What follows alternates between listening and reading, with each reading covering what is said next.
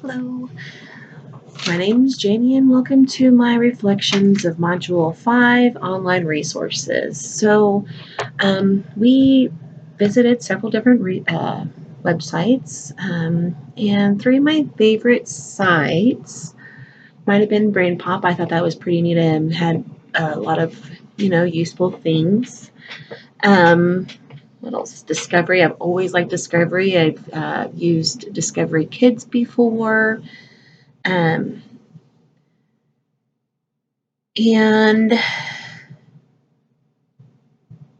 I think the Open Academy, I actually really liked that. The graphics on there are good, and I think that it kind of helps gear people more towards thinking towards the future and what they might want to do based on a career. Really, in all reality, we know what we kind of want to be growing up when we're younger. And yes, sometimes that stuff changes as we go on, but it becomes more important to try to gear ourselves towards whatever career that we're going to be taking um, at a younger age. So that way, even like going into our middle school or more our high school career, we are getting more and more ready for college. Um, The Brain Pop, which I did like, seems to cost about $2.30 per for a teacher, and I think that it could be um, useful, and that's only for a whole year. I do think it could be quite useful. You can create different games, you can create different worksheets.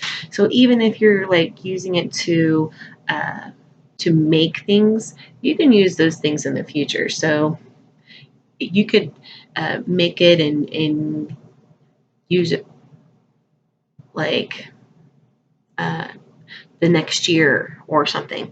Um, I couldn't quite get a cost on the Discovery part. The other thing that I did see was the IXL. I couldn't find how much it is for a classroom. I have seen it actually being used in a classroom in middle school math. And so I was kind of like going through it, and that was kind of exciting. And that for a family is about $15 a month, is what I gathered. So I think that would actually be very useful, and that is something that I could see myself using, perhaps, especially if my school offered it. Like if the district had already had it in their stuff or whatever, maybe. Um, but I did like that because sometimes it's easier to generate questions, like especially math questions, like oh, all these numbers, and then sometimes you get stuck on a couple of different numbers. I'm using 49 too much. So sometimes it's better to have that option. um, when using the Kia, I think it was okay. um, I'm not sure that I would personally use it on a regular basis. It could be an option. I've had other instructors actually use it for Spanish or whatever.